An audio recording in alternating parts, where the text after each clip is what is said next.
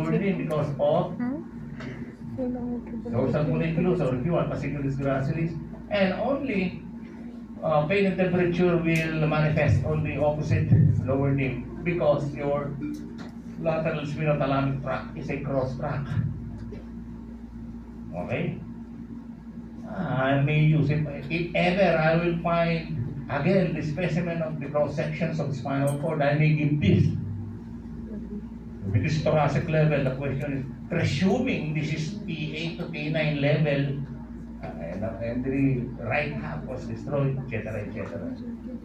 Eh, manalangin kayo, hindi mo naman. Or I can make new ones before the practical. I can make slices of the spinal cord before your practical. I will use dissecting microscope. You know dissecting microscope? Okay? So that is Brown, James Brown. No? Let's go back to trigeminal because for the head we only talk of what? Pain and temperature. Now for the trigeminal you have also tactile and proprioceptive process, right? For the pain and temperature, you know already, no? It descends as your descending tract to what we call this nucleus, spinal or descending nucleus for pain and temperature. But there are three others. There are four nuclei regarding when we talk trigeminal nerve. They are large, no? We have one that is found in the brain. It's called the mesencephalic nucleus. We have one located in the pons. We call it the pontine nucleus, or the other name is main sensory. Of course, last is your descending. Now the fourth one is a motor nucleus, very small, no? This is carried by the mandibular because the mandibular division is consist as a motor component for the muscles of mastication. Alright? So for the pain and temperature we know already. It crosses, no? For touch, this red one. For touch, the tactile fibers terminate on the pontine nucleus. Alright? And as the pathway shows, from the pontine or main sensory nucleus, they cross also joining the trigeminal thalamic tract or trigeminal lemniscus. Now from the muscles, no, of mastication, okay, there, no, socket of teeth, proprioceptive fibers will enter the mesencephalic nucleus, and it's cut there. But if we will continue the fibers from the mesencephalic nucleus, told you proprioceptive, no? The fibers here will join both, so they are bilateral, no? They cross to join the contralateral, what is this, trigeminal thalamic tract, and the ipsilateral one. Okay? Now note that the mesencephalic nucleus also forms an arc, no? What arc? Reflex arc, like your knee jerk to the motor nucleus to the muscles. So you completed the reflex arc for the muscles of mastication, muscles of the face and head. Okay? Now remember, not only the muscles of mastication and proprioception, no? All muscles, including your, I think, facial muscles will have proprioception. What nerve will serve those muscles? It's trigeminal, no? Okay?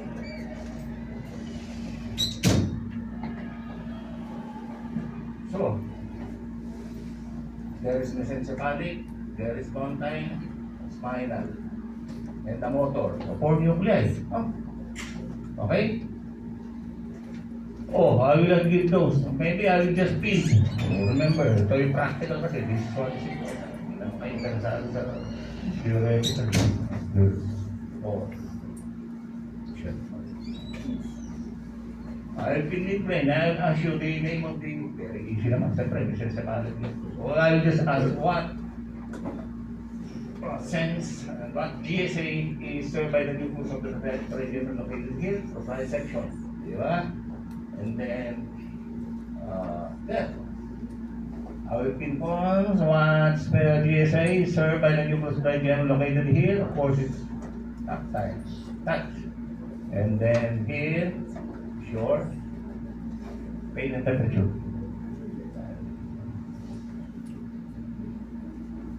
Yan. Side question, hindi siya identification. Okay?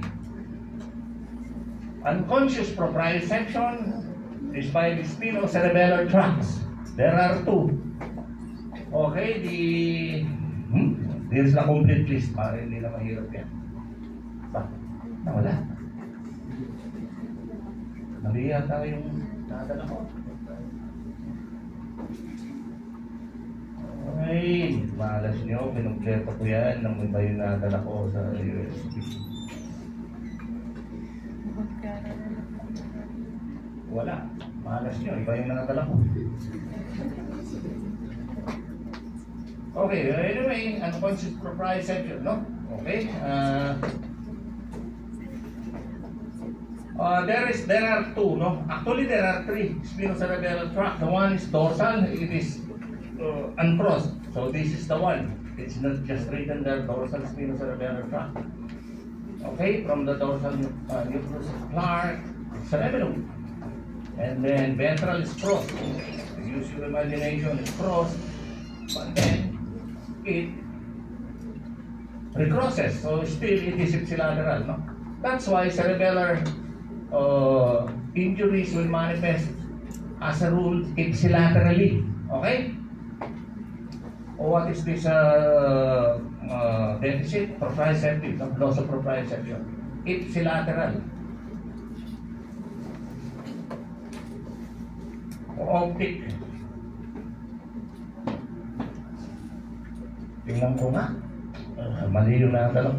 This was edited already for 2 days. O may multo. May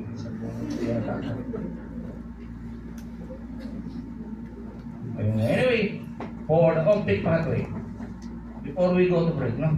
Let's finish optic. So now, optic pathway. Retina, receptor, no? And then, for the practical, the slide of retina may again appear because it is the, what are these? Ganglion cells here. Alright? Yeah, the ganglion cells are the source of optic nerve. And we are proving that, di ba? So going back to your, this is easy, right? Alright? So, do you want to still discuss this? Okay, kasi practical, di ba? So let us review. I also learned from these reviews, huh? Okay? The parts of the visual pathway are first the optic nerve, the optic chiasm, optic tract. Optic radiation, also known as the geniculocalcarine tract, ending up in the area 17 of primary visual cortex. Okay. We can divide the retinal field into medial halves called the nasal halves, and then the lateral halves as temporal halves. We can also divide the retinas into left and right halves. Okay? If we're talking of left halves, it will be the this is the right, right temporal, and the left nasal. Right? Okay. Now just remember.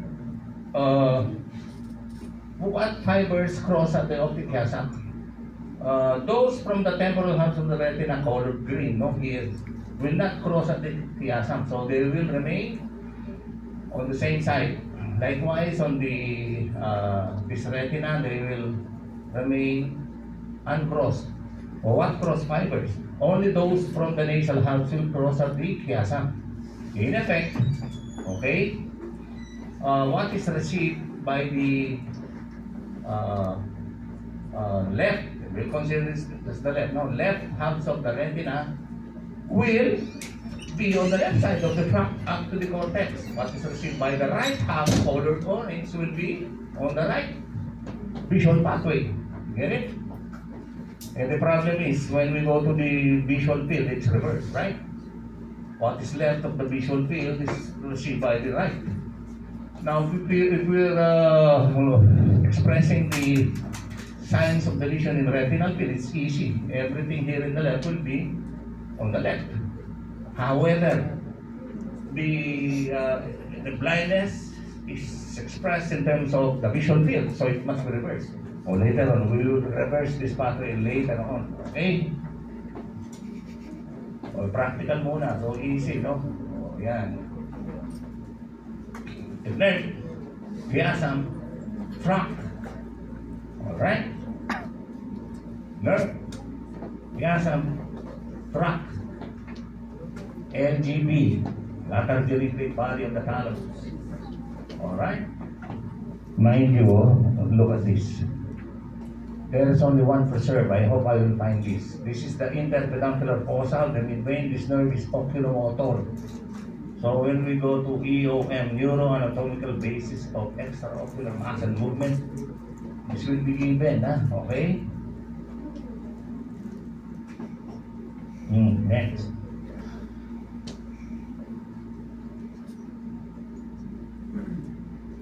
Lateral view. Optic nerve. Chiasm. Tract. Lateral geniculate body. Okay, cortex, primary visual cortex is area 17, and these are the this is the bulk of the calculus sulcus surrounding areas 18 and 19. All right. Now, if you want to exact mapping, no, of your visual area, something like this, it's designated V1, visual 1, visual 2. Eh, ba't ganun? Why not just for me? No, I will stick to this. The Brodmann areas. It's easy to give in the practical. Now we're going to give this. Or this. What do you want? This one or Brodmann areas na lang? Brodmann's na lang. This is for physiology, no? Describing you B1, B2, primary visual cortex segregates vision from whatever, motion and whatever, 3D, etc. Those are the functions listed there, no? There is a dorsal pathway. This one, you remember this, no? There is a dorsal pathway from the visual cortex to the posterior parietal cortex later on when we go to your extraocular muscles and the neurobasis of extraocular muscle movement. There is a ventral pathway to the inferior temporal cortex, etc., etc. Whatever. So, practical, yan, area 17. Pinned on both sides of the alpine sulcus, and then the surrounding areas 18 and 19, the visceral. Area 17 is called striate cortex, right? Then the secondary visual areas are called extra striate cortex. Or on the lateral, pwede rin ganyan. Why not? Okay? Posterior cerebral artery related to vision. Okay, so we go to blindness. As I mentioned, the problem here is that the visual field received by the retinas is inverted. So if we will express the visual fields into right, ano man nakasulat yan? Left? Sige, left ang ganito. Left, halves of the retinal fields, half of the visual fields are received by the right half. And this orange will be received by the left half. So you just reverse them. Diba? This is inverted laterally. What is left will be received by the right. What is right will be received by the left. Not only that, the problems.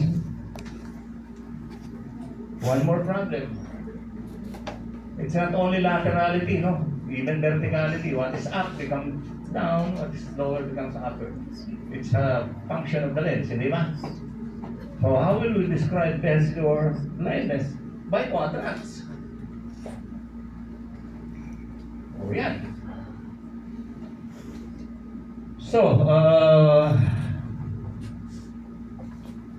for example, this is the retina, visual field, express them by quadrant. The left upper will be received by exactly the opposite. Right, lower. Right upper will be received by the what quadrants of the retina? Left lower, yes, yellow, and so on and so forth. So if we are expressing your blindness, there is a quadrant siya. Okay? Where? Next. Yeah. If this is the left retina and that is the right retina. Okay? And you know that we will put lesions, okay? Left, right.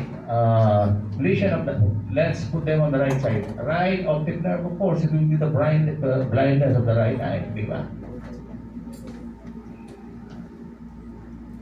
Okay. Letter B. Midline. Midline lesion, so only the crossing fibers from the nasal halves.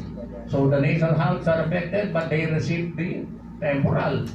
So both temporal, it's bitemporal, siya.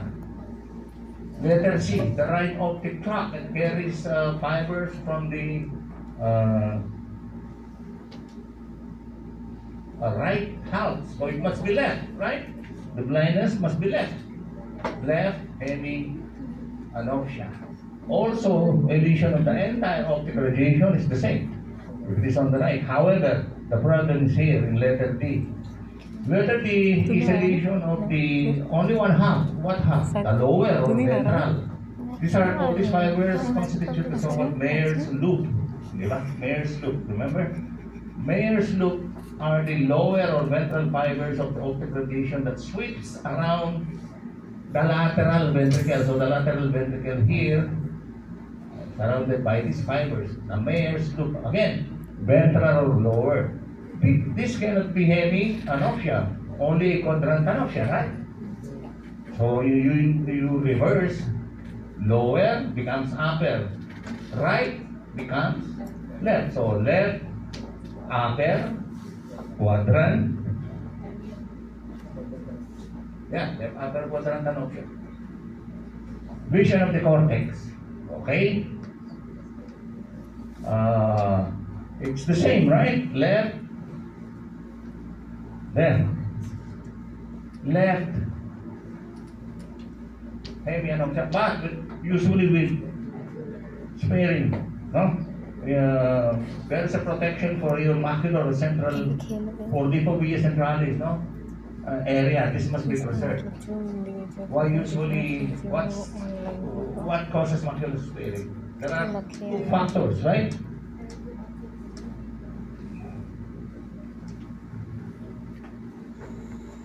By the way, let us repeat that in the practical. Oh, yeah. I will pin the lesion here or there. I will just take the choices, no? And in the cortex, in the practical. So side question, right? It's the same thing. Blindness of the right eye, bitemporal. This is right, so left hemianopsia, and this one is left hemianopsia with macular sparing. So this is the explanation for macular sparing.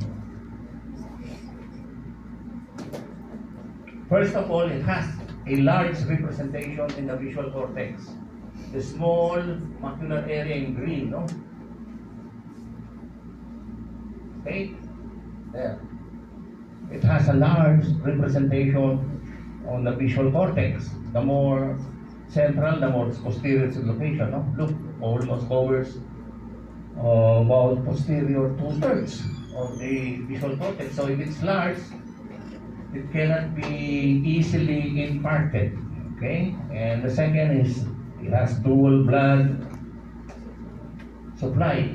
What blood supply? Aside from the posterior cerebral, there is also a supply from the middle cerebral. So it's like a watershed. You have to glue these two arteries to produce infarction of the visual cortex. Okay? So usually there is macular sparing. Now there are certain reflexes, no? You have those pupillar reflexes, like accommodation, All right.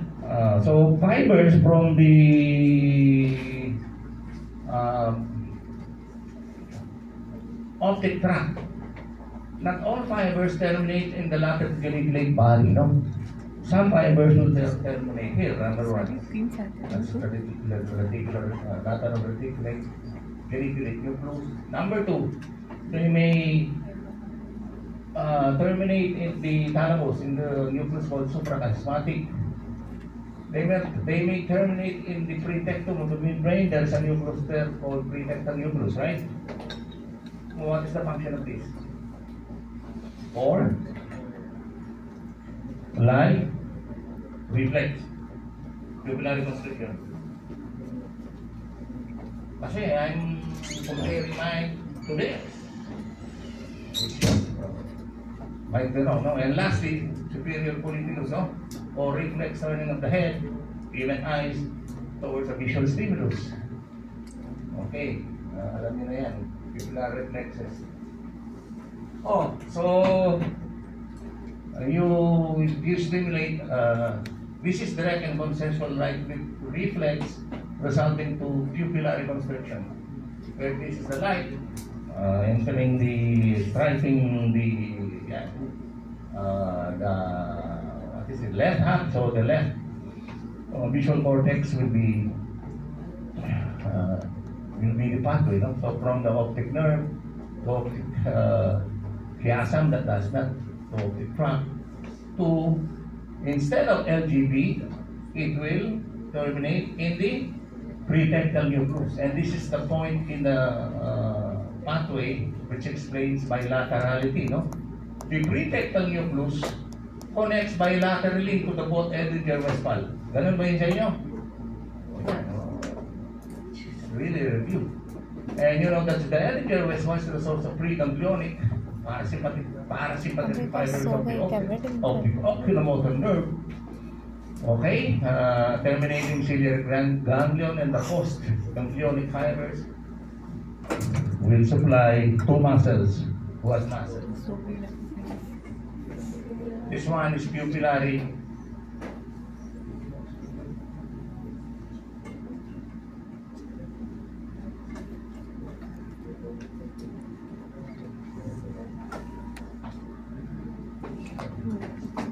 तुमको याद कैसे करने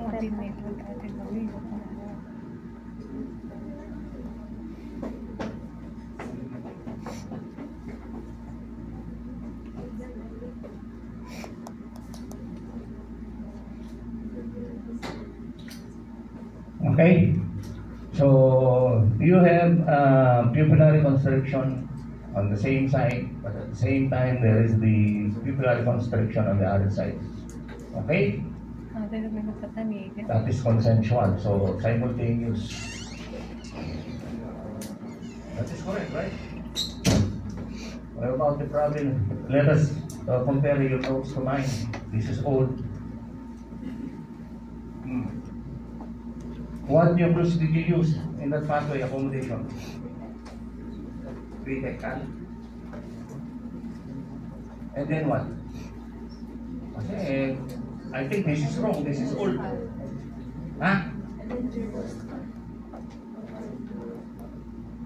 Yeah, for the constriction. What about convergence? Is there a special nucleus did you mention? Now remember, light constriction, I mean light stimulus, light pupillary light reflex. The stimulus is light. For accommodation, it's bringing the object nearer, no? Along the line of vision. It's still pretectum. Oh, the bright students in the class. It's time to sleep. You go to sleep. Matulog na lang yata. Ha? Mabondo?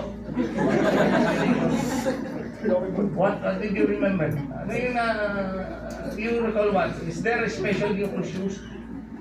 Convergence. Wala. Puts rana. Nasa right si Moto. Tondo ka right. Anyway, let us just agree. Kasi the book says, the one for convergence is still unclear. Okay? Unclear pala eh. Papakahirap tayo. Let's use your pretectal nucleus later on, but for the moment lang, for the sake of discussion, let us use this old pathway, no? It's simpler, but this is not the final. Remember, anything may change to 4 years from now, sabi ko. Di ba? Okay, so for accommodation reflex, there are 3 muscles involved. Number 1, your sphincter pupilla for pupillary constriction, and then thickening of lens. Action of what? Ciliary muscle. Both ciliary muscle and sphincter pupilla are supplied by the same nerve. Parasympathetic components of oculomotor, right? Now, ocular convergence is supplied by fibers of the subnucleus of oculomotor, right? For accommodation, of course, your stimulation is not light, but the image of the object being brought near along the visual axis, or when you change your gaze from far to near, it's the same. These three changes. Okay, we'll look at. So we'll be supplying these 3 muscles, no? Sphincter pupilla, ciliary muscle inside the eyeball, and the medial recti on both sides, hindi ba? So, for example, this is the vision brought to the visual pathway. We'll start from the primary visual cortex, of course, and then secondary visual cortex. And this pathway utilizes this. I'm not saying it's correct. Superior colliculus. And the point here is superior colliculus. They simplify everything, no? Connects to both Edinger-Westphal and the subnucleus for medial recti muscles. There is another nucleus shown here. It's called nucleus of Perlia. Was this mentioned? Matanda na talaga. So maybe there are some authors who describe a nucleus of Perlia. Later on, no? It is described something like this. Oh, by the way, if both Edinger-Westphal are stimulated, no problem for pupillary constriction and thickening of the lens, right? Bilaterally, because the connection of the superior colliculus to Edinger-Westphal is bilateral. Now, it is possible that the superior colliculus will also supply bilaterally the nuclei, subnuclei for medial recti for convergence. That's simplified for the meantime. There's a nucleus of Perlia. Perliations. There, it is a nucleus that lies in the midline, alright? It may stimulate bilaterally the subnuclei for medial recti, and that explains convergence. Not only the subnuclei for medial recti, but also the Edinger-Westphal for the nucleus of Perlia. For the meantime, we will accept this. Okay? Just to explain the accommodation reflex. What is this? Kasalanan sa Korean. Inability to score. Inequality in the size of pupil. So here, normal, right? At the top, normal, equal. Equal ba yan? Here, below, the right one is dilated. Question now, which one is abnormal, the right one or the left one? The one with bilateral spine, no? Di ba? For example, nasa pupil, may dilate, may constrict. Di ba? Yun na nga, right? There. For example, which eye has something wrong, right or left? Right, because as you can see, the eyes are exposed to bright light. This left eye was able to constrict, not that one. So this one you can be sure is the right eye, right? That's how you expose this person from normal to darkness. This one will dilate, that's normal. And this one will dilate, that's the wrong one. Diba? So, simple as that. So, if this is the one that's dilated, maybe the sphincter pupilla, or what nerve? Oculomotor nerve. Yeah. Failure to dilate. What nerve? Failure to dilate. Sympathetic, right? Diba? Sympathetic stimulation. Okay, that is a nice aphoria.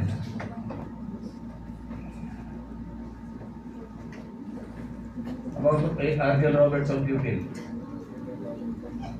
Right? O sige, in an Argel Robertson pupil, there is absent light pupillary reflex, but the accommodation is normal. Diba? It's called the light near dissociation. See, for near accommodation, no? Normal. For light, there is no pupillary constriction.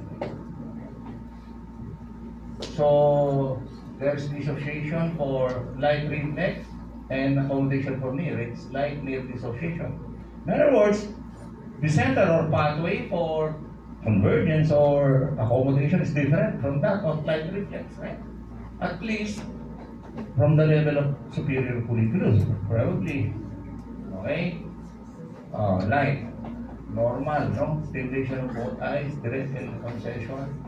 But for accommodation,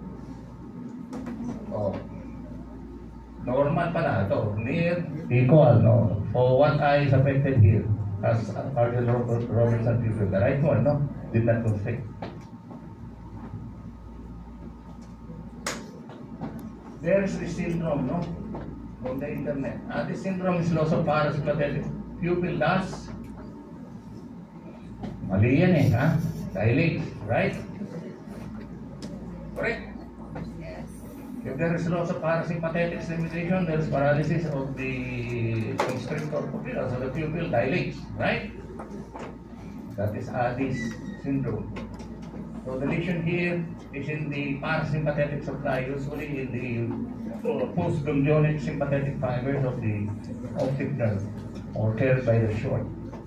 So it's the nerve supply to the sphincter pupilla. So it dilates, right?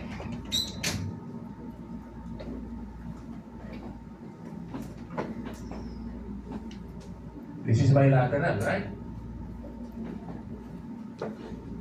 The Marcus Gunn pupil from the swimming flashlight. In A, if you stimulate the right eye, consider normal, no? The right and consensual right reflex positive. But when you shift flashlight or the light to the other eye, there is no reaction. So where's the pathology here? Right or left? Right or left? Left. Because the light reflex is normal here. For the left, there is no response. So there must be something wrong with this. Or what's wrong with that? Again, right eye, normal at that, no?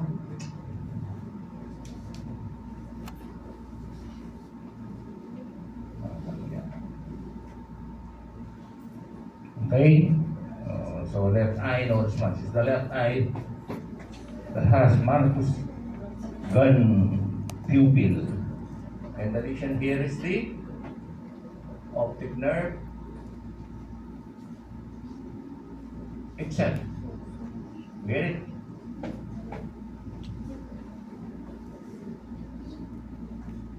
Now let's go to pupillar dilatation, no? Physiological, severe pain and intense emotion from the amygdala, which is the first, to the hypothalamus, and from the hypothalamus going down into the preganglionic sympathetic fibers to superior cervical ganglion, and then You know this, no? To dilator pupilla.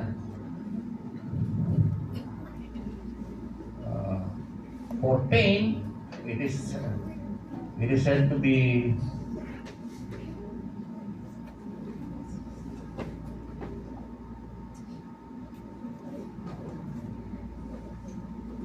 there, the spinothalamic tract and there is a spino-reticular tract for pain. Spinothalamic is for acute pain from the body. Spino-reticular is more of visceral pain. So let's stick with spinothalamic, the lateral spinothalamic.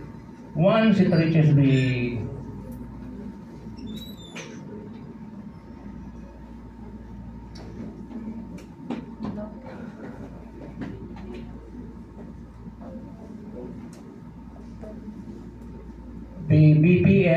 BPL projects to amygdala, and then amygdala to hypothalamus.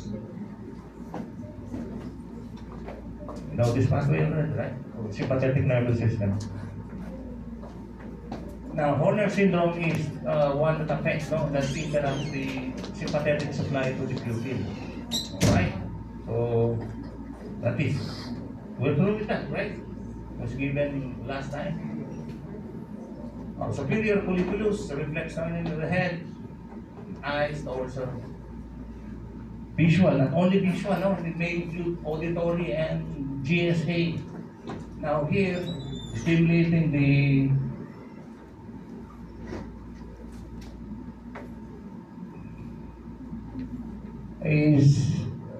the subject is an image or sound, noise to the left of the visual field. So the head and the eyes are turned towards the side. Now, since this is on the left, it will stimulate the right visual, and instead of terminating on the lateral geniculate body, the retinal fibers will terminate on the superior colliculus. And you know that the descending tract from superior colliculus, which is the pectospinal tract, is a cross tract, so it returns to the left and will supply the muscles turning the head on the left side, and this will happen. Okay?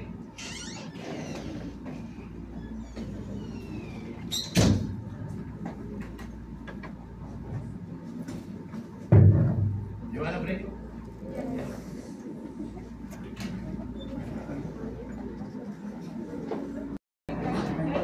Okay, so from your cochlear... अच्छा मैं तो नहीं जा सकती bro.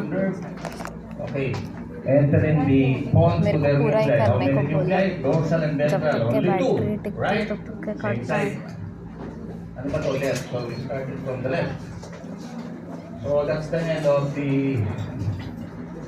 cochlear nerve, terminating in their two nuclei, dorsal and ventral. Now from these two nuclei, there are three striae that will arise. One dorsal, one ventral, and one intermediate. Diba? From the dorsal, you have your dorsal.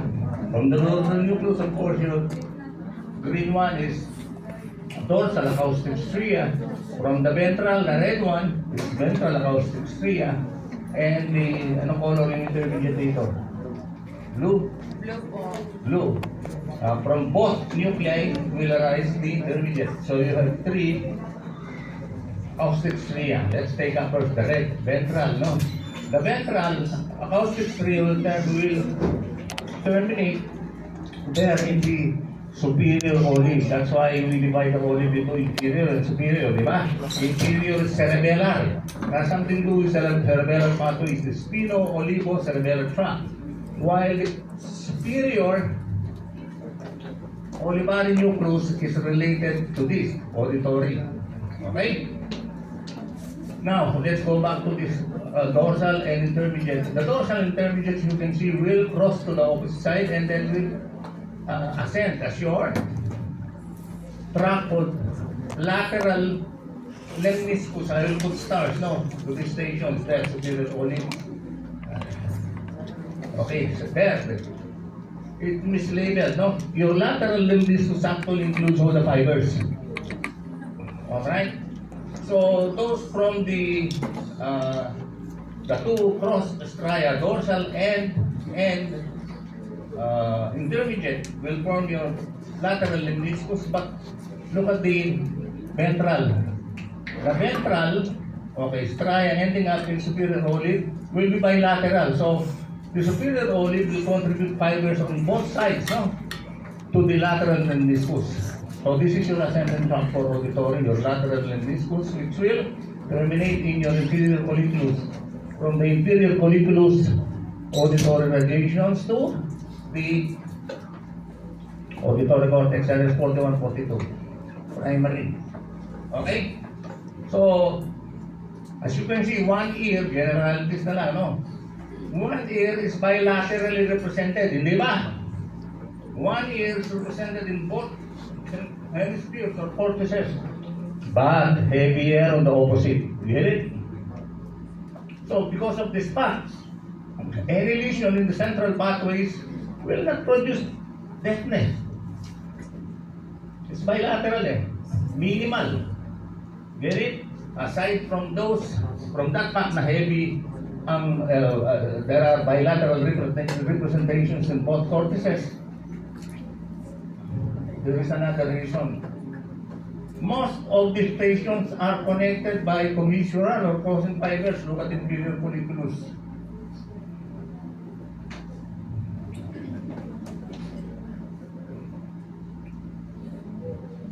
Look at superior colliculus.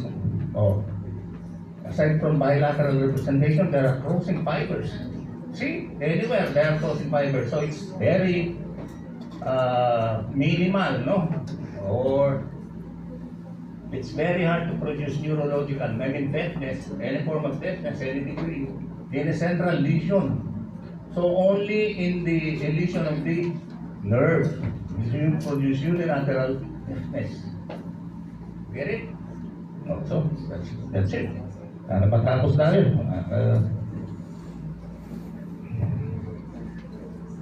Again, practical. Again, microscope. Lower organ of Corti, cochlear ganglion. Possibly lang, possible. Okay? Wala naman tayong cranial nerve. You can forget about this.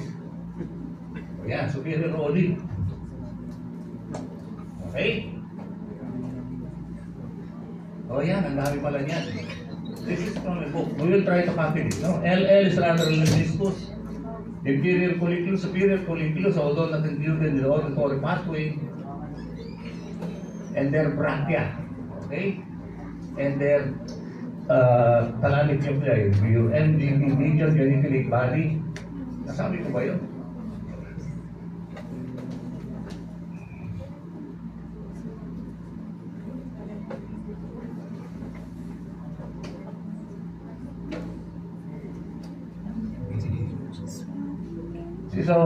So I forgot that the fibers from the inferior colliculus to complete the pathway, no? Okay, will terminate in the medial geniculate nucleus. So medial geniculate for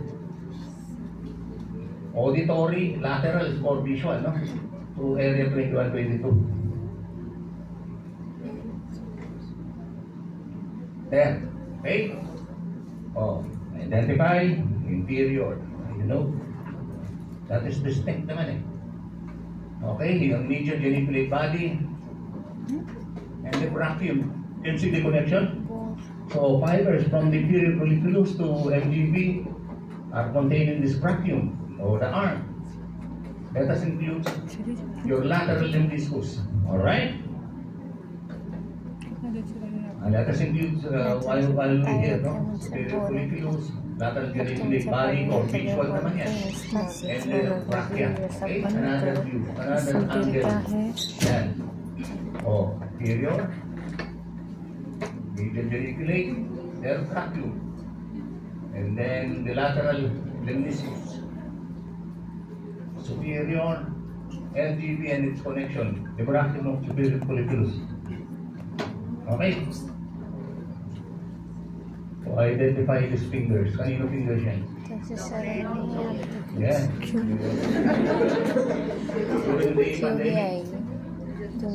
Okay. Another view. Oh yeah, superior. Geniculate, brachium. Lateral meniscus. Those are for auditory. Now for visual. उधर संभाल के Inferior. MGB. Brachial. Okay. तो उसको Now the cortex. सही बात The transverse gyri facial, we have to से cut बात करेंगे ना this portion of the frontal and parietal to see clearly the short and long gyri facial constitutes the primary auditory of Brodmann 41-42. Okay? इसमें मान कौन गया। है पता है कौन Okay? Secondary area is the one necessary area to तो include. सही बात से Okay? तो गई Okay, to describe, just look at the Zapanay, pictures. zapanay. Matapos tayo. Yan. So yan, area 41-42. वाजपेयी तुझं पण And the secondary, the area 22, Wernicke's area. Okay? So for auditory, only few. And then marami. Period folliculus, MGBs, the brachial, and these two in the cortex. म्हणून देऊ काय अच्छा Okay? Then छत vestibular म्हणू का तसं नाव pathways. Now, few structures. Kaya madali na lang yan. Vestibular pathway is coordinating the positions of the head in relation to focusing the eyes, no, towards a target of interest. All right, so fixing the gaze while the head moves, also coordinating the head position to body positions. So it must coordinate तेवढं तरी all माहिती आहे ना parts. What parts? तो म्हणून Head, दाखव पण माझं कोणी आहे मी तुम्ही कशाला आहे तुझा मुलगा head movement, fixation of the eyes, and at the same time coordinating the positions and movements of the body through the spinal cord. So vestibular nuclei is at the center of all this. They are the star of the show. The four vestibular nuclei: lateral, medial, superior, inferior. All right. The vestibular nuclei influences your eye movements or pure fixation of the eyes towards the target by connecting profusely third, fourth, sixth nuclei, no? Okay? Another thing, your vestibular nuclei does not operate alone. It needs the coordination or cooperation of a large structure which is your cerebellum.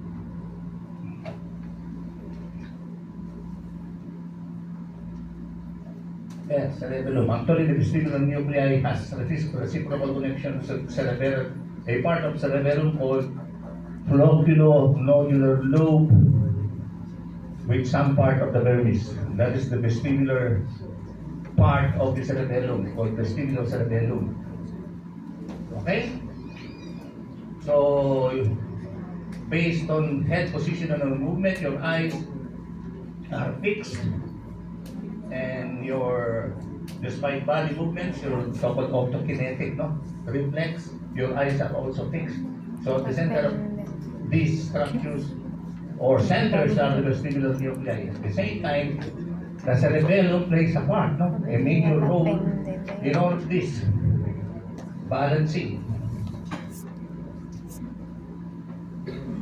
The same, no.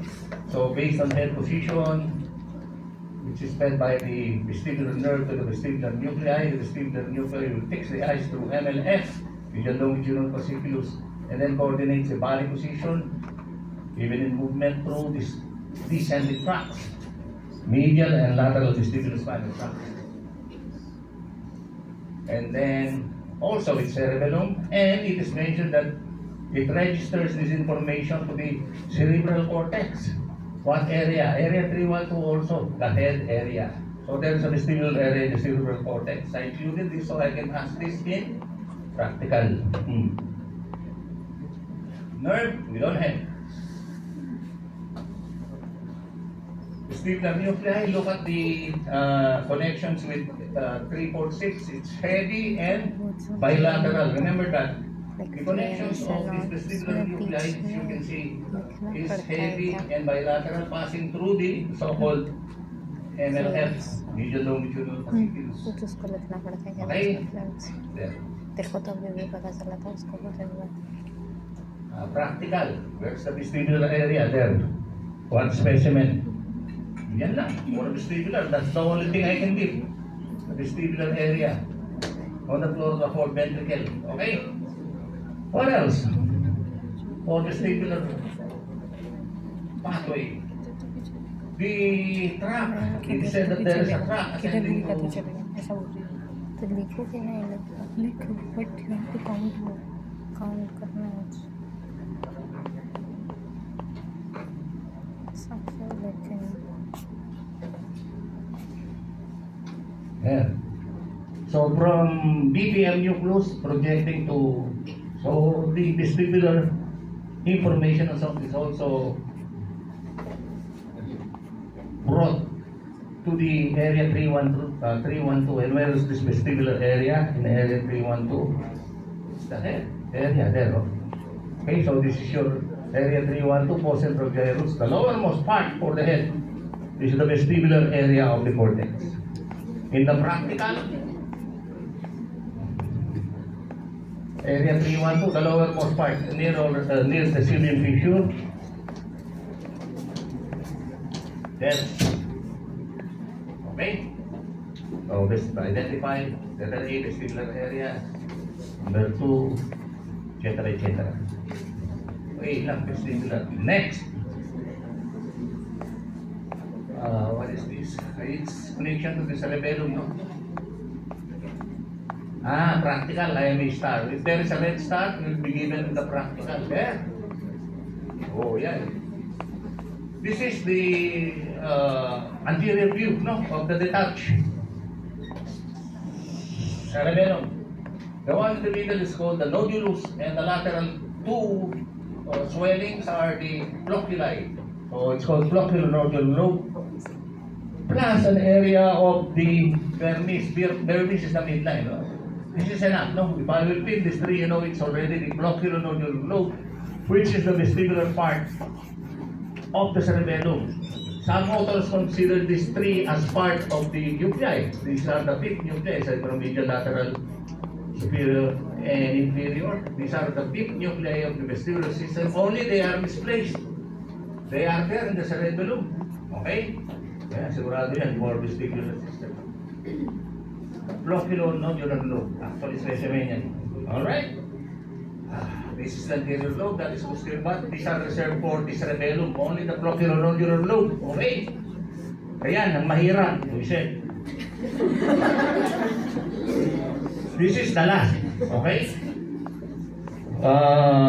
For the male and female reproductive, you just take the PowerPoint presentation, Kasi they are the same. We know this already. Spermatogonium, Sertoli cell, etc. Let's see if we have time. This is long.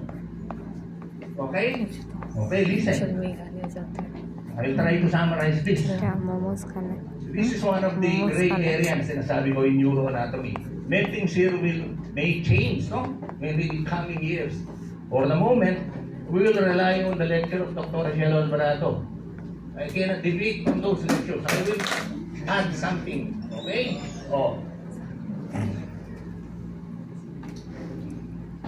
This is an illustration of the 6 cardinal directions of case. You can see, there is a lateral to the right, to the left, etc., etc. You know the muscles. I won't mention them because we humans rely heavily for survival with the eyes. So the eyes, and we have 2 eyes, binocular vision. To maintain a single focus clearly, the 2 eyes must all the time contract in teamwork, in unison. All right, in the same direction, the same distance or amplitude, intensity to maintain just single focus. Okay. So those movements of the eyes are called conjugate movements, and each conjugate movement is caused by the contraction of a pair of muscles you call yoke. Like an egg yolk, isn't it? Oh, gumagano naman hindi yung yolk is Y-O-L-K, di ba? Yolk, what is yolk? Yolk for the 2 heads of the oxen, di ba? Controlling the 2 heads of the oxen so they would, that is the yolk. So a pair of muscles called yolk muscle. So from here alone, Doctora can ask so many questions. For example, they will ask you, what are the yoke muscles for lateral gaze to the right? The left? Or the right muna? Lateral gaze to the left. or what? The right, medial rectus, and the left. Oh, the same with lateral gaze to the left, right? Downward or upward gaze to the left. The right, inferior oblique, the red one, and the left, superior rectus. Look at inferior oblique. This is the pull of inferior oblique, not the position. Huh? You might wonder, it's there in the top. That is the direction of pull. Alright? Downward to the left. On the right side, right? SO, superior oblique, and on the left, inferior rectus, right? Again, superior oblique, the pull is downward, okay?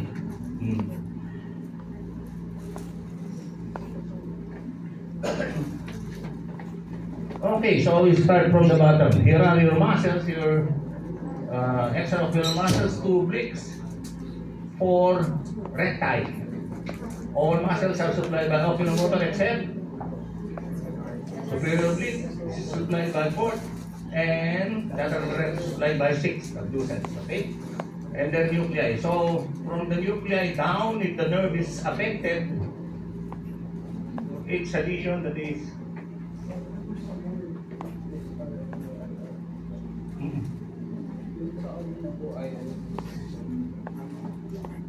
last night.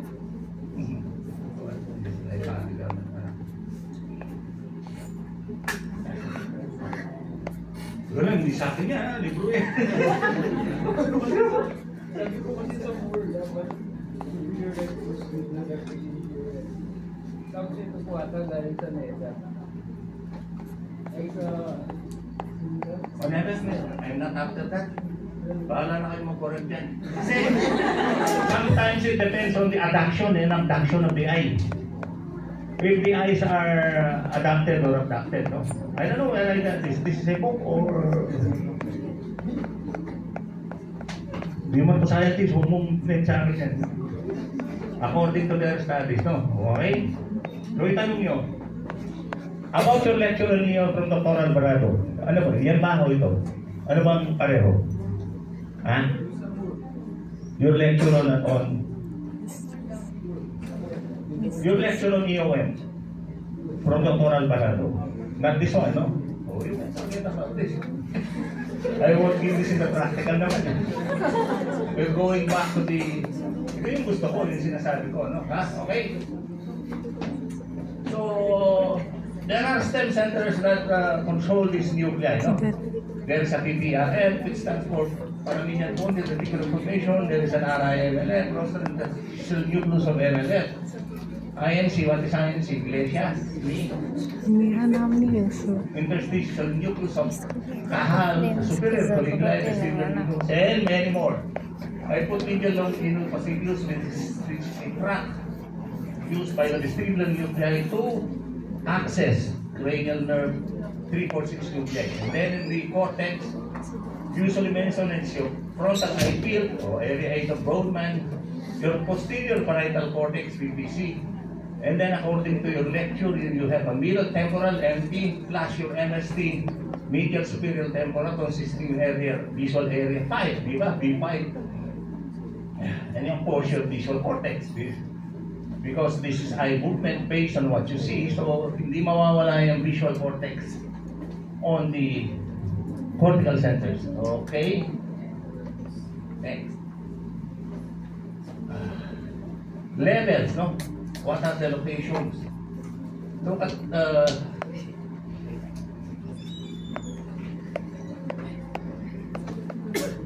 third. This is at the level of superior colliculus. Fourth is at the level of inferior colliculus. 6 is at the pons. Now this is important when you go to neurology. Leveling, no? At what level is the location of the lesion? This will help, okay? And then this is your oculomotor nerve. See, your nucleus or nuclear complex side by side near the midline, maybe in the periaqueductal gray of the midbrain.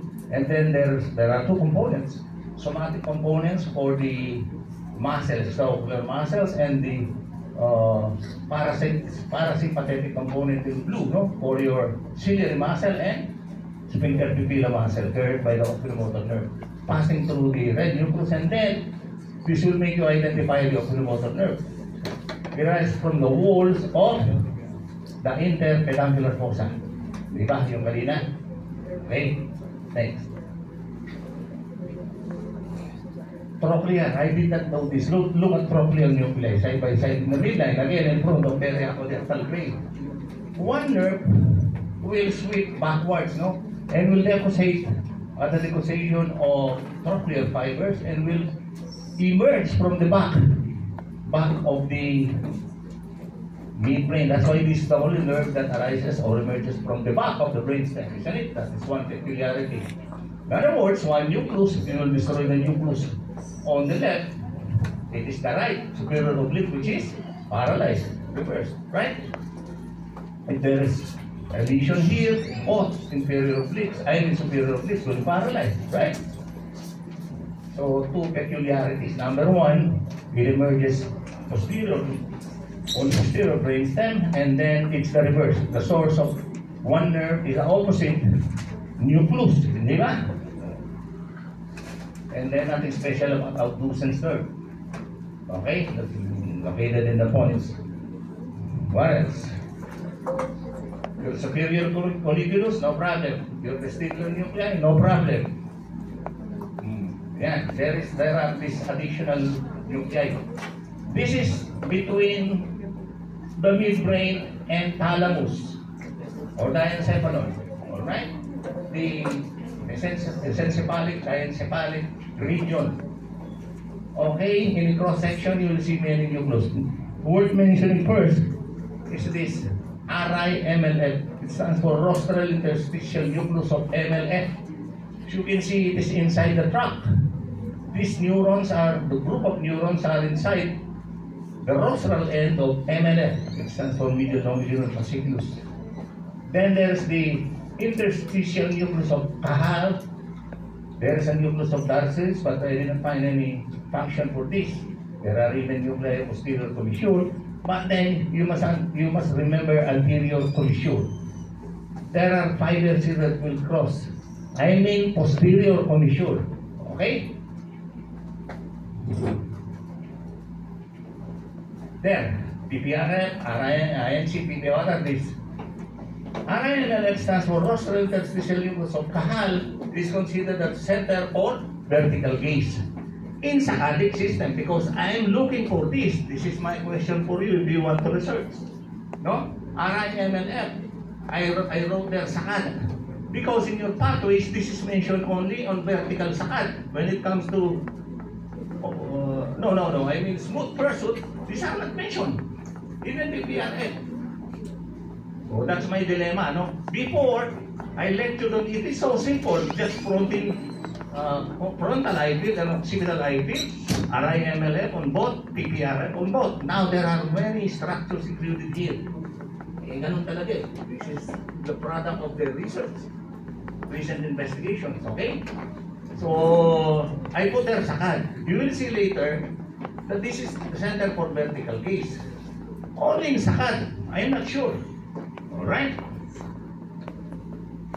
The PPRF is center, brainstem center, okay? For lateral gaze. Only in saccade. Because later on you will see that in horizontal, smooth pursuit, it is the vestibular nuclei that are utilized, not the PPRF. Okay? What about this INC? Interstitial nucleus of Cajal. It's a neural integrator for RIMLF. That does not mean. It is a body-body, a supporter of that's why it's very close to RIMLF. What does it do? Once the eyes caught the object of interest in a vertical movement, no? A tendency is to lag from or lose that focus if it is maintained in an upward or downward gaze. What keeps it in that gaze to maintain the focus is the interstitial nucleus of Cajal. That's why they have reciprocal connection.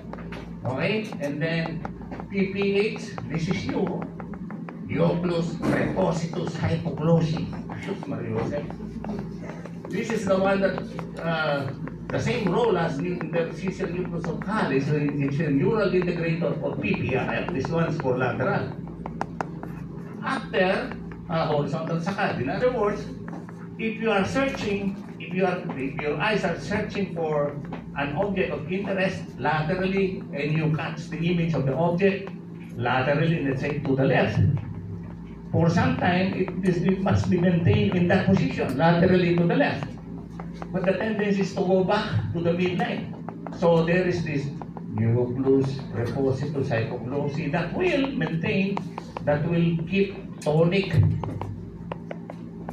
stimulation of PPRF to keep the eyes in that position. Okay?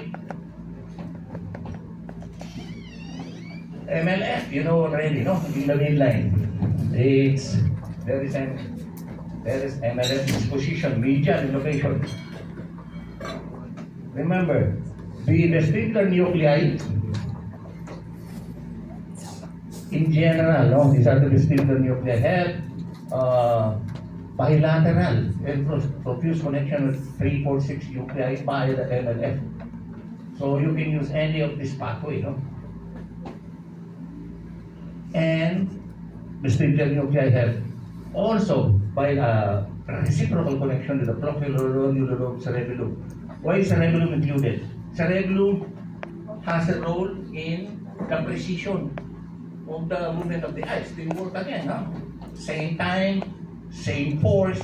That's the contribution of cerebellum or precision of the movements. In fact, not only the extraocular muscles, all muscles of the body, there is the cerebellar influence. Okay?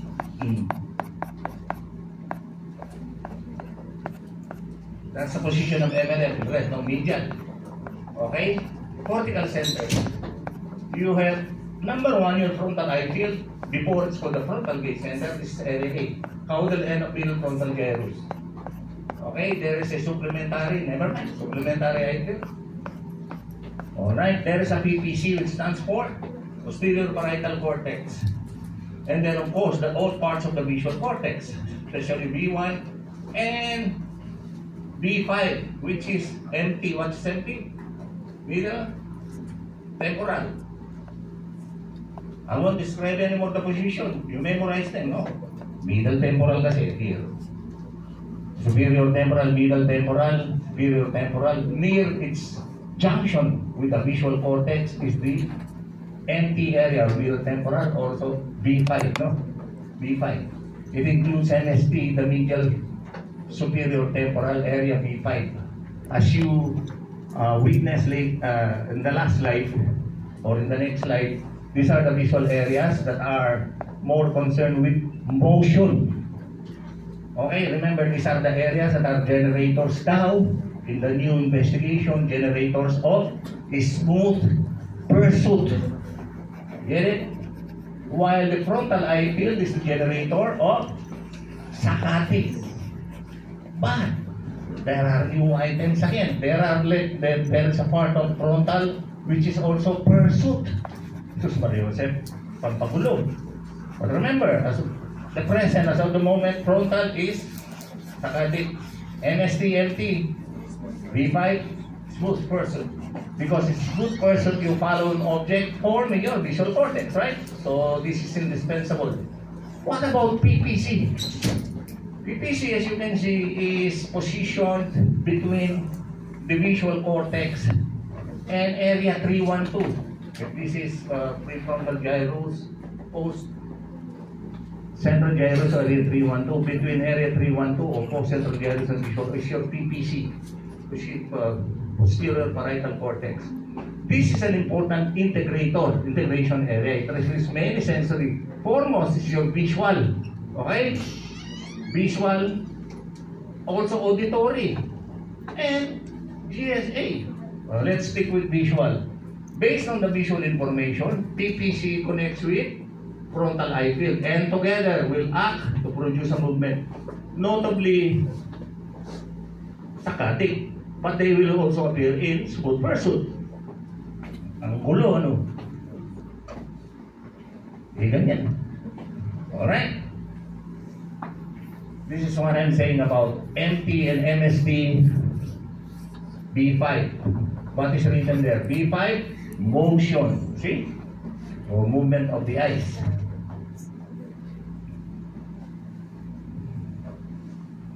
There is the posterior parietal cortex, situated between area 312 and the visual area.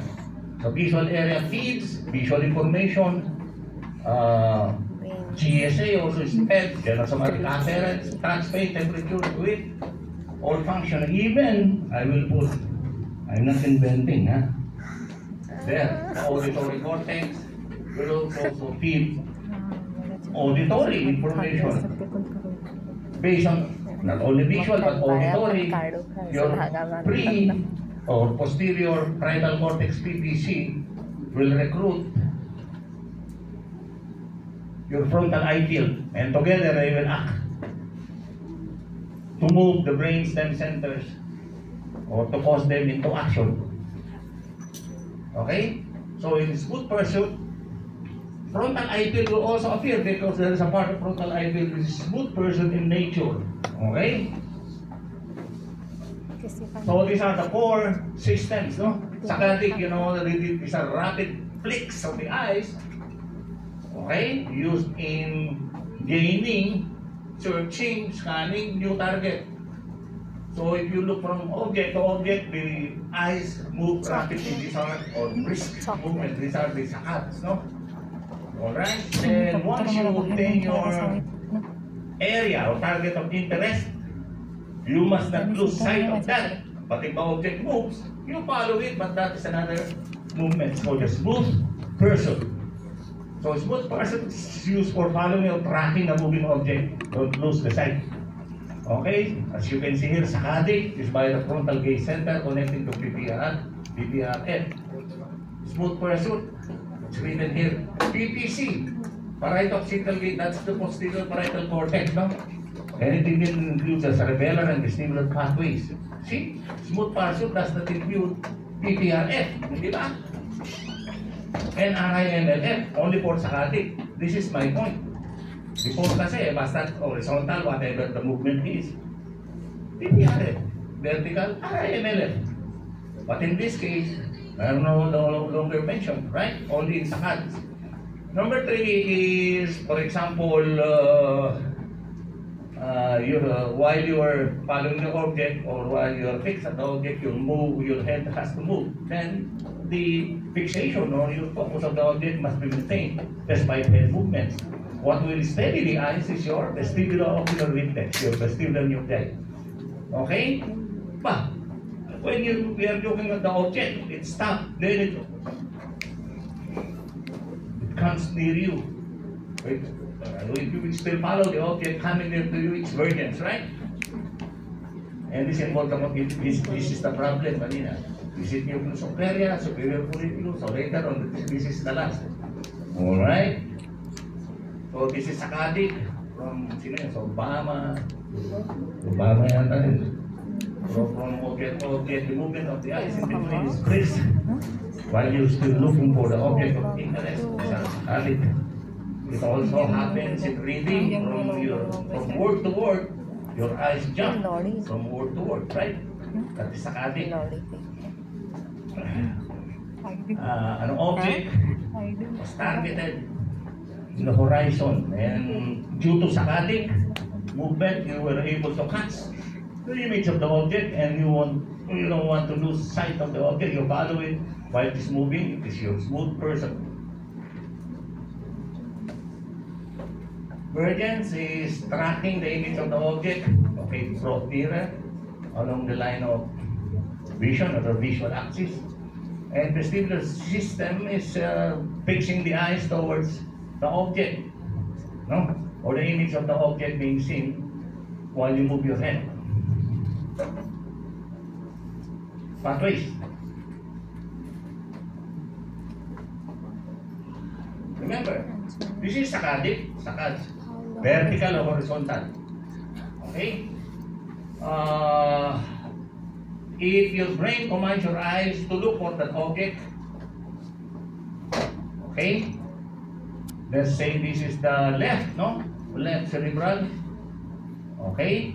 the generation of the movement or saccadic, all right, is the frontal eye field.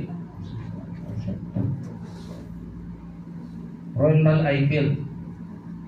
Okay? The frontal eye field stimulates ang caudate nucleus. We will look into this later. No, we will go back to this. This is easy, no? Frontal eye field connects to caudate nucleus, stimulates it. The caudate nucleus suppresses your substantia nigra in the midbrain, going to the superior colliculus. That is not the pathway. This is only coronary, no? From the frontal eye field to command the vertical center or the horizontal center to look for the object, it connects to superior colliculus. So this is the pathway, no? You can forget about this for the moment. Your frontal eye field will stimulate the superior colliculus, and then superior colliculus will cross fibers from superior colliculus, crosses to the opposite centers. What centers? Vertical D centers are IMLF. I'm not sure if it will cross, but for PPRF, I'm sure these fibers will cross. Okay? For vertical, I'm not sure. Vertical is no problem because it's bilateral, right? This is the problem now. PPRF or horizontal gaze. Okay? So that is the first part of the pathway. Now again, your caudate, another thing,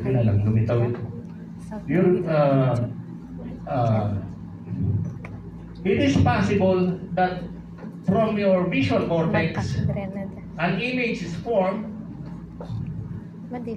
as mentioned, it is fed to the posterior parietal cortex. Okay? Once an object appears in your field of vision, for example, in the periphery, and you want, and your brain, what's that? Huliin mo nga yan, you catch the image of that object that appeared in the field of vision.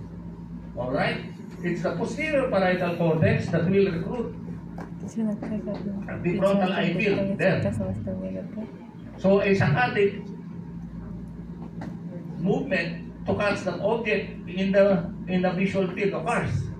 Now you involve, it's called the reflexive saccade. Alright? This one is voluntary now. Reflexive saccade brought about by this posterior parietal cortex, or later on we can forget about this. It's a function also of superior colliculus, no? But the pathway described, once an object appeared and you want to catch that object rapidly, it must be a saccadic movement, no? Okay? The pathway is from superior colliculus, parietal cortex to the frontal eye field. Both of these will stimulate your superior colliculus to that center. Okay? Now, this pathway, what is this? This pathway, it's just a regulatory, no? It's a regulate for the superior colliculus. Okay? Frontal eye field stimulates this, and in turn inhibits this. Since it is inhibitory to the superior colliculus, the inhibitory effect is lessened, so it will stimulate this, right? If you will lessen the stimulation of this, you will lessen the suppression, this will activate. Okay? So you can forget about that. It's just regulatory for the superior colliculus. What more is that? We said there is a neural integrator, alright, for PPRF. And that is your there. Nucleus, prepositus, hypoglossal, together with the medial vestibular nucleus, which they interconnect. Plus, they interconnect also with the cerebellum, the vermis and the bronchial nodular lobe, which is your. So all of this has a say in the pathway. But the main is frontal eye field to superior colliculus and to two centers. Okay? Likewise, for MLF, there is a neural integrator. Hindi ba?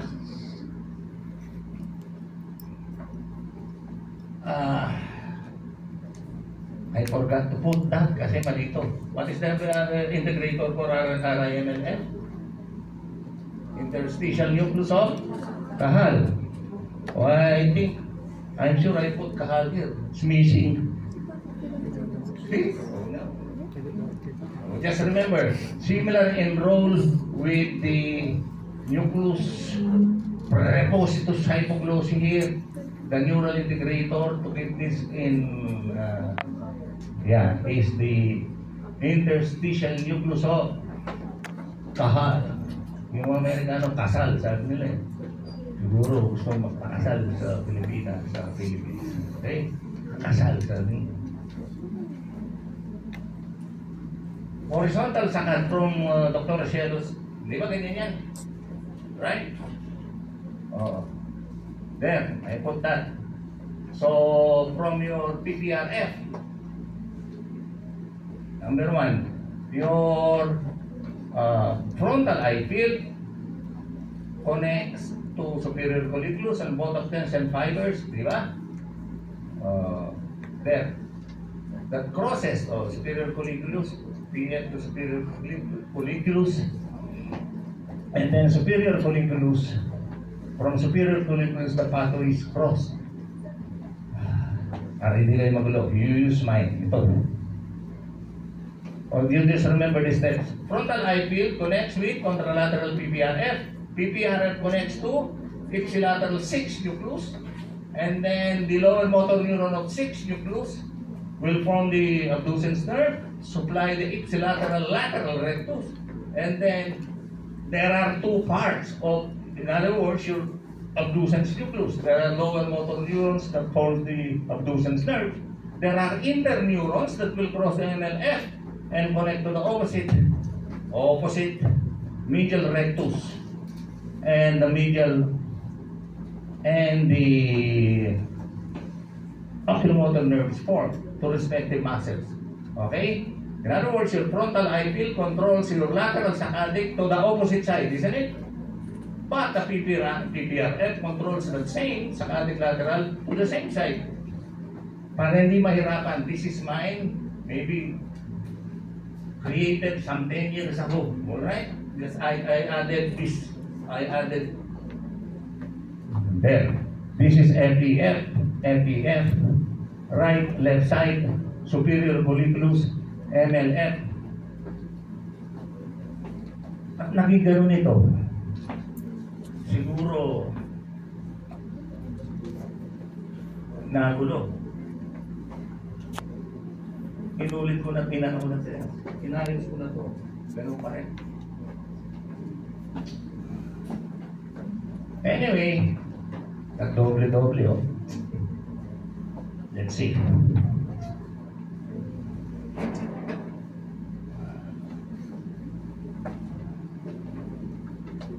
Ay, nako. Nagulo yung ginawa ko. Maliit eh.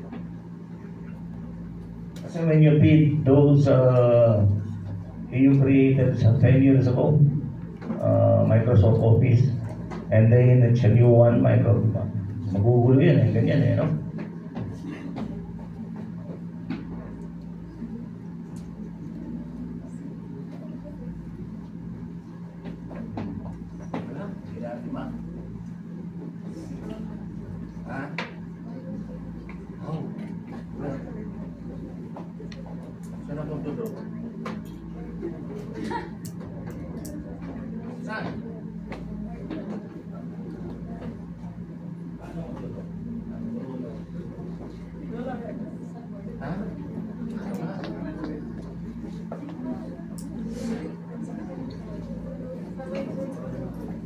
Mahirap ako dito eh.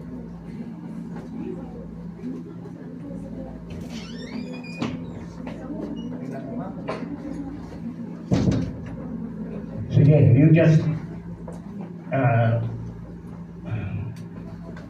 pwede to, sige. Hinayos ko na kasi yan.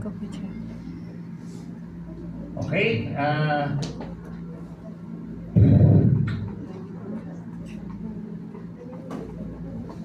nag-double yan. This double are are labels on the opposite side, no? Right to the left. Oh, you just remember those, no? Huh? Okay? So you have your front and in-enlarge ko na kasi yan eh, ha? Frontal eye field, superior colliculus, MLF. Third nucleus on this side, third nucleus there, fourth nucleus here, fourth nucleus there, sixth nucleus here, sixth nucleus here, and then PPRF here, PPRF there. Okay? Ako nyo na? O sige, step by step. Your superior frontal eye field will bring descending fibers or mid-connect with superior colliculus and superior colliculus will also provide fibers going the same direction, one direction, crossing the opposite side, and then descending not through the MLF, huh? Okay? To PPRF there. So this PPRF is here. Hindi ba yan ang sabi ko? Will connect to the opposite or contralateral PPRF, right? Alright? So here, PPRF here. Hindi yan dyan. Ayan, ayan. Nandun yan, ano? So crossing to the opposite PPRF. Then what's next? PPRF will connect to the ipsilateral 6th. So this 6 is there. Get it?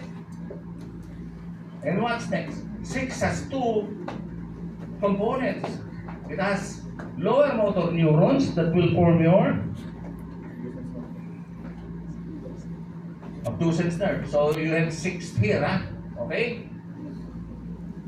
The lower motor neurons of 6 or obtusens will form your nerve to supply your lateral rectus. So there is the 6 there. Get it? Good. There is the 6 there. You just place 6 there. Okay? And PPRF. PPRF connects to the ipsilateral 6. The 6th lower motor neurons will form the nerve that will supply the lateral rectus. But at the same time, there are interneurons there. There are interneurons from the 6th nucleus there that will cross the opposite and enters the opposite MLF to connect with the third. Okay? So in effect, let's continue. The third lower motor neurons will now supply your medial rectus. Isn't it? Conclusion there. PPRF, LPF frontal eye field, direction eyes, lateral somatic to the opposite side, right? While thinking of PPRF, which is here, it's to the same side. Okay? It's the reverse. Get it? 2 घंटा क्या होगा मेरा 3रा घंटा चल रहा है. Yan. Irritative versus destructive lesions of the cortex. Now, remember, if there is an intruder in your vision and you want to catch, it's from the visual cortex to nawala yung PPC. I created one with PPC, posterior parietal cortex, no? Recruiting the FEF and together the same pathway, no? Okay? Now, irritative lesion of the frontal eye field, and you can include your posterior parietal cortex irritating, no? Huh? Let's say transient ischemia, low level of oxygen, or purulent material, meningitis perhaps, or blood will irritate your frontal eye field together with PPC sometimes. What will be the result? In irritating lesion, it will be a stimulating lesion, right? If you will stimulate this, then your eyes will have conjugate deviation to the opposite side. You're just repeating the pathway. But this one, this is sustained because this is pathological. You keep on irritating or stimulating this, the eyes will be deviated to the opposite side laterally. You get it? However, if there is a lesion which is destructive, if it is destructive like infarction, for example, this pathway is lost, hindi ba? But there is the pathway from the other side. And this unopposed imbalance will become overactive and will cause lateral deviation to the opposite side. With respect to the lesion, if it is destructive, there will be deviation of the eyes towards the same side. Again, irritating lesion will use this pathway. It may result in deviation, conjugate deviation of the eyes towards the opposite side. But in a destruction of this will be eliminated, the entire thing. And the other pathway from the opposite side will be overactive. Since this is the left, it will cause deviation of the eyes towards the opposite side, right? So based on that lesion, your destructive lesion will cause conjugate deviation of the eyes towards the same side. Get it?